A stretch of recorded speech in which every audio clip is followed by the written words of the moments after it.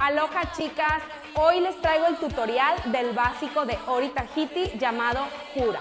Primero que nada vamos a poner postura de Ori Tahiti, recuerda que es pies cerrados y vamos a estirar la liga de mi abdomen. Quedo derechita y primero que nada voy a flexionar, voy a levantar cadera izquierda y talón izquierdo, quedando así. Ahora voy a cambiar mi cadera sin cambiar el pie, ¿ok?